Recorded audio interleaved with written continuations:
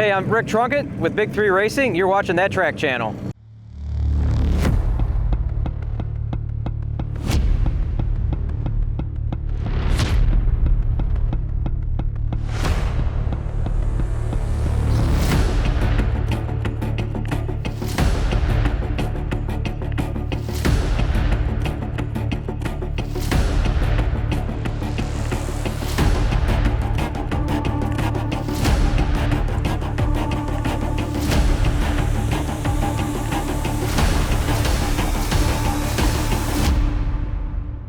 My 72 Plymouth Duster here at SICK Week 24. We're going to take our third attempt at it this year. We're here with our other cars, Chuck and Bob with Big 3 Racing. We're pretty excited about to get on. I've had this car for 24 years and it's not always looked like this. Now let's go ahead and take a closer look at my rig. Well, Rick, thank you so much for taking time to talk to That Track channel today. How you doing, man? Excellent. Excited to be here. Oh, absolutely. You're pretty far up north too, aren't you? Near Cleveland, yeah, just south of Cleveland. Okay, well, I'm Canada. I'm a little bit further north, but I'm sure you probably had bad weather like us, so it's nice to be down in the sun, yes, right? Yep. We came from frigid single-digit temperatures. Good old sunny Florida, right? Yes, sir. Anyways, talk to me about the car here. So obviously I was walking by and the paint and the wheels and everything about this car just caught my eye. I had to come chat with you about it. So talk to me about the motor. What are we working with here? So this is actually what would originally come in the car with a small block Chrysler 340 base type of engine. LA block is what they would call it. Right. So it's a old school small block. It's not a Gen 3 Hemi or anything modern like most of the other guys are, but we did go ahead and modernize this engine as much as we possibly can. So it's an aftermarket block, billet crank, GRP aluminum rods, a really badass set of custom Weisco pistons in it. And the top end is a hip set of Edelbrock Victor castings that Brett Miller worked his magic on. He's probably the best small block Chrysler guru in the country when it comes to especially cylinder head from Brett Miller Cylinder Heads. Give him a quick little plug there. Yeah. And T&D rocker. So this is a pretty exotic small block Chrysler, but still retaining all the factory dimensions and architecture of it, if that makes any sense. So we modernized it, made it as best as we possibly can, and then I actually built this intake manifold from a tunnel ram, like a cast aluminum tunnel ram, where we Shear Fabrication set me up with his plenum that he uses on his intake manifolds, and I adapted it, had a billet intake made for it, converted over to fuel injection with the bungs, and again, just modernizing old stuff to make it work. Of course. They round out, we got HPT 8280s, they're new turbos that fit a really small like T4 footprint. So they're not physically big, but they pack a hell of a punch, enough to make this engine make over 2,000 crank horsepower. Wow. So are we around 1600 to the wheels? Yeah, I have not put it back on the dyno, which we have one, I just don't have the time, right? With the 76s on it, it made 1600 wheel. I can tell you that I've been 150 in the 8th on less boost. So, right. Calculations, fuel numbers, we're probably over 2,000 crank on 28 pounds. I have ran it on the old turbos over 34 pounds. So wow. Now I gotta say, it's absolutely beautiful here. Under the hood looks amazing. Now I gotta ask, Big 3 Racing, was it your shop that was behind the whole build on this car kind of thing? Yeah, so I've had this car for 24 years, like we were saying. So it was my first car, so I called it our R&D car. Okay. So anything I try my own stuff before I dive into on customer stuff. So I try to get, I'm a minimalist, as crazy as that sounds, so I try to do the most with the least amount. So of course. This car still has all factory suspension on it, no mini tubs, nothing crazy, but it has a cage that's certified to 25.5 or certified for 750s.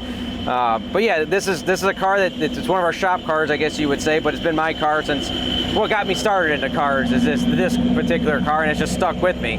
Pretty much every life event I have is revolved whether I had a running car or not at that time. So that's pretty awesome. Yeah. Well, you guys have, in my opinion, 3 of the hottest cars here at SICK Week. You. So now, if the viewers at home want to know more about Big 3 Racing, where can they find you guys? You guys have a YouTube channel too, right? Yeah, YouTube at Big 3 Racing. Yeah. We have a website, big3racing.com, and we own big3racing.net. Either one of those. We have a web store with we sell parts and merch and stuff like that. Instagram is again Big 3 Racing.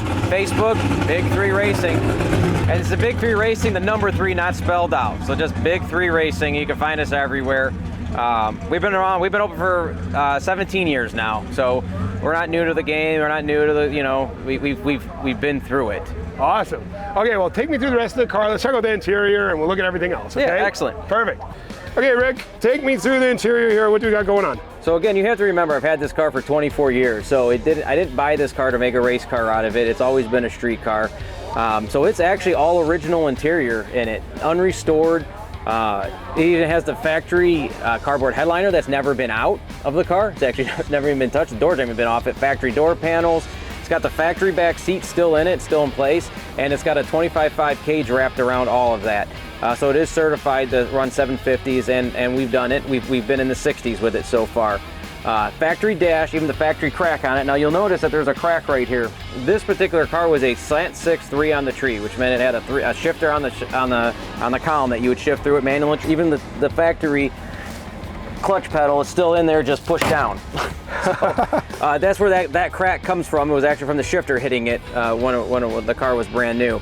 Factory dash, factory radio delete, all that stuff's still in it. I still got my factory vents on the one side.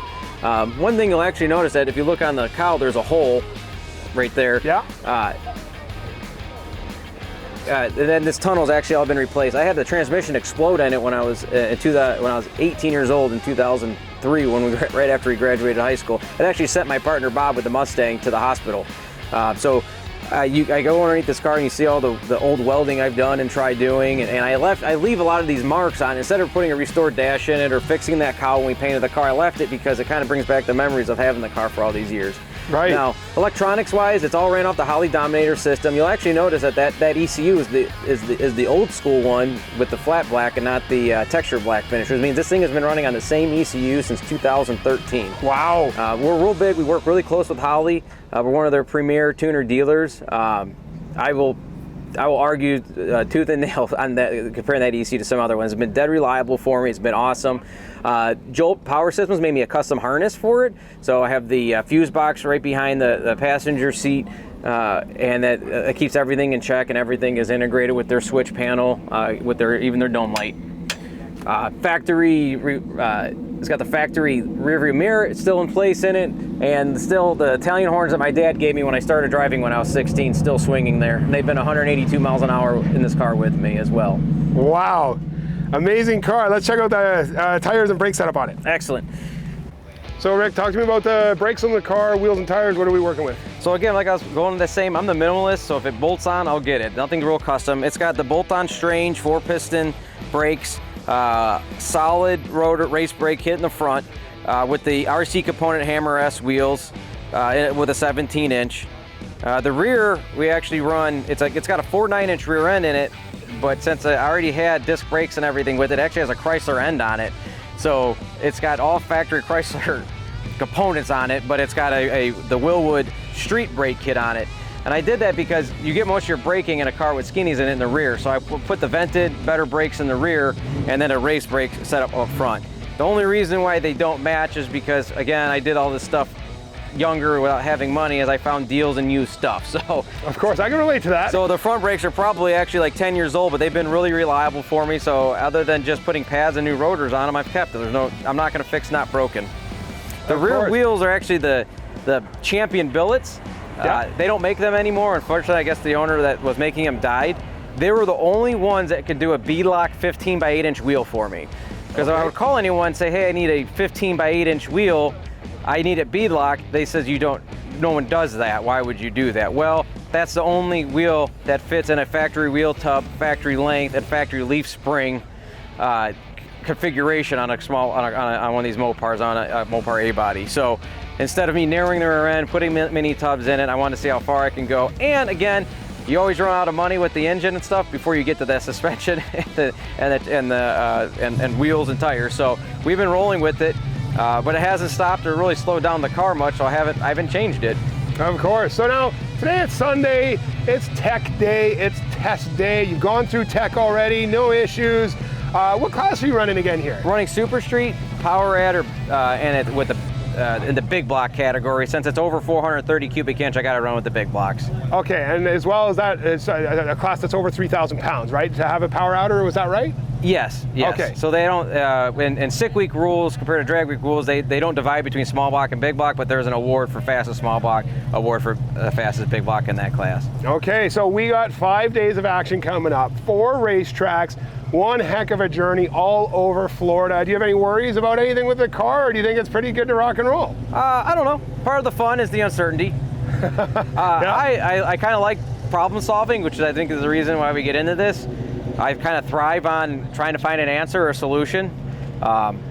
we have not been very successful. I did drag week for the first time. My first drag and drive in 2016. We came runner-up, finished no problems, and then got back into it really hard in 21 and broke on day 3 in 21, broke on day 3 in 22 sick week, finished all of drag week was winning, got disqualified for making a lapse of judgment and throwing a bag at another car on the last day. And sick week 23, I broke the pinion at the starting line on day 5. I finished technically, but it killed my average from a 7-second average and brought it to a 10-second average because I was only able to break the beams, and it broke the pinion. And when it did that, it took the dry shaft and sent it beating the hell out of the car, took a bar out of my roll cage, broke the transmission, even broke the mounting ears off the block. So that was a tough pill to swallow getting that one home. And then drag week 23, which was after that, again, we had it all good. We're number 1 coming into day 3 and lost the lifter in the engine. So I feel like we have all of our weak links patched up, and I'm really confident about this week. I'm confident in the car, but it's how the cards will land, you know, so we're just gonna race our race and get through this week. Absolutely, Rick. Well, new year, new you. Hopefully 2024 is your year. We're gonna find out though. We're gonna follow you all week long, and we'll check in with you daily here to see how things are going, but best of luck. Thanks for taking the time to chat with us. I appreciate the time, thank you.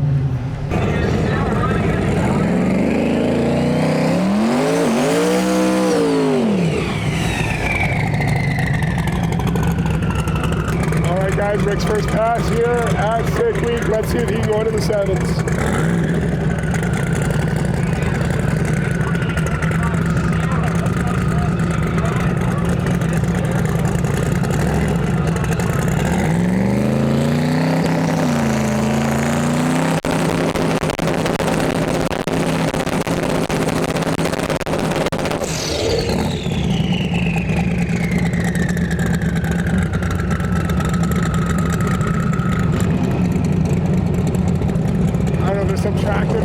Something like that going on the brake there for a long time. I don't know if they got to reset the lights or something's going on. Let's try that again.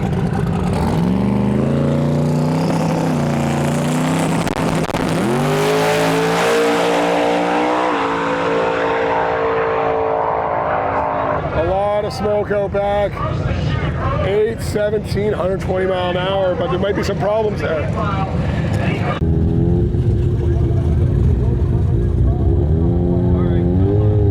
So Rick, your first pass here at sick week. I'm not gonna lie, it looked pretty rough from where I was standing. What happened? Was that a light malfunction or? Well, I did a burnout. They backed me back up because whoever went in front of me must have dumped mud and rocks and stuff on the track. So they swept the track, which is cool. Then they sent me, I guess, from I pre-staged and was waiting for someone else to come up. So then the guy told me just to go because apparently I was going a solo pass there. I pre-staged, got in the trans brake, bumped in, and I was on the trans brake for what felt like eternity. Probably pretty much was eternity. It never dropped, so I backed back up. Then they reset the light. I got back on the trans brake, probably for another 5 or 6 seconds to redo my whole spiel. I went a 496 or 495 in the 8th, which is my fastest this week so far. And I lifted and pulled the chute really early to an 817 at 120. But while that all happened, apparently I must have oiled down the track because it blew 2 trans lines and sprayed transmission fluid everywhere. As you can see right there, the trans lines are melted. So luckily Summit came in clutch. I was able to go to them. They had lines and fittings that I needed to get it done, and we're gonna fix it. We're gonna get it back in for the all run and try to make a 7-second pass before we can pack up and head to Bradenton. Okay, well, good luck. We'll catch up with you a bit later. Thank you, sir.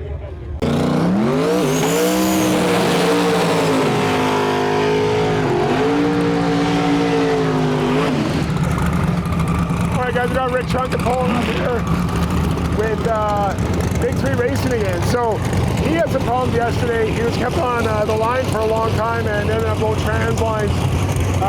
Kept on the brake for a long time.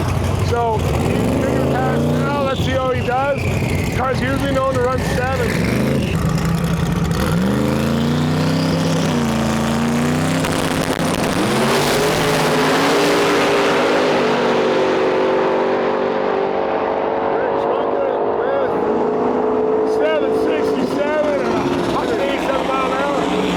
Rick Trunkett, day 2, Bradenton Motorsports Park. You look tired. How are you doing though? Tired, could be an understatement. We haven't slept yet. Oh boy. As you're gonna see as the week goes on, my beard's gonna get longer, grayer. My shirt's probably gonna be dirtier. I'm gonna be more tired. We're just trying to survive at this point. Now, I gotta ask you. You guys arrived yesterday at what time? 4:30. 4:30. And we got into a hotel that had roaches in it. Oh no. So we had to just turn right back around. We got here at the track at 6:30. We haven't slept. Okay, so obviously you're tired. You didn't get much sleep. However, somebody was on your side today because you're one and done. And talk to me about your run that you just did today. I got just a simple 7-second goal. So I want to go run anything in the 7s, and we're packing up no matter what. Obviously, I want to win. Obviously, I want to have the fastest average as possible. We got to the track this morning kind of defeated since we didn't really sleep, and it was a very rough go at it getting here after leaving late and then issues throughout the trip. That all the guys that are with our group, we just said we got to get this one and done so we could get on the road before dark. So we went up there all together and we just knocked them out. 750, 760, 760. So. And then we have another guy with us that wants an 8-second goal, and he went 8.99 with a 9. So, to say that we feel relieved is an understatement. However, we're not out of the woods yet. We still got 200 miles to go. But the fact that it's daylight and before lunchtime, and we're going to be packing up and rolling out is such a good feeling, especially after the day we had. We might actually get a meal, and we might actually get to sleep. Absolutely. Well, you deserve to rest and relax a little bit. So go enjoy that meal, hit the road, get out of here, and we'll catch up with you tomorrow. Thank you. All right, guys, here's this Duster you guys all love. Rick Trunkett, the Big 3 Racing, back on the line.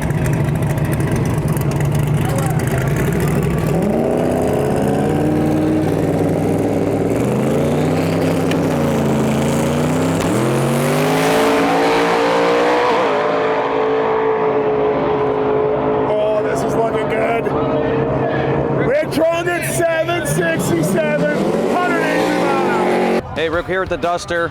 One and done today. We ran a 767 after getting here around 11:30 from our escapades of last night, you could say. We really need a break today. Got to do a little bit of maintenance on the car, pack it up, and we're gonna head to the next one. So we made it through day 3 so far. We got one more car to run through the lanes, and we're out.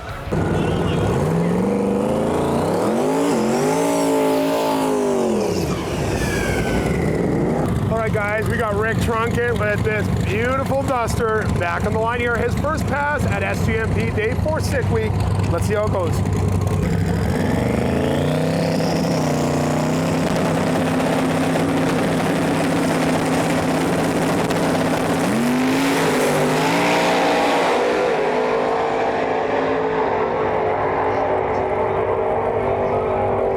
Rick Trunkett with a 774, 159 mile an hour. That's going to be a one and done.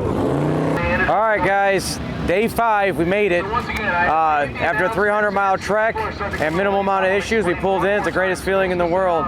Yesterday, we decided to kind of play it safe. The air was really good. The track was super tight. I pulled a lot of power out of it and still had a pedal and power wheelie at 300 foot. So slowed it down, lifted early, and ran a 774 to 169. Decided to just pack it in and call that good. I have a 7-second goal, and so far I've ran 4 7-second passes. I'm going to try to make a nice, safe 7-second hit today. I'm going to come back. I'm going to put a little bit spicier tune-up in it, and I'm going to see what we can do out the back door after our second pass. As long as first pass goes okay. Last year at Sick Week, day 5, I broke a pinion on my first pass and destroyed everything. It killed my average, so I'm hoping not to do that again. So God willing and everything goes okay, I'm going to bring it around for another hit later on.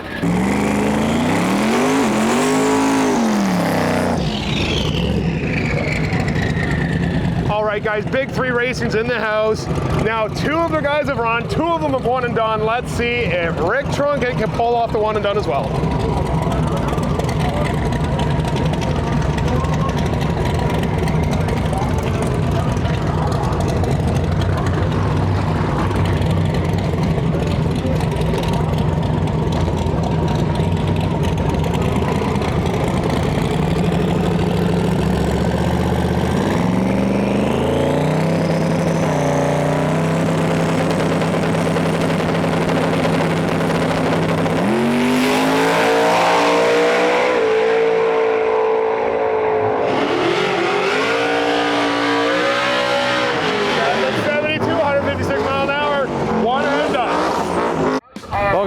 concludes Sick Week for us at Big 3 Racing. Please like, subscribe, and share at the Big 3 Racing YouTube channel. Also like, subscribe, share at That Track channel. Thank you.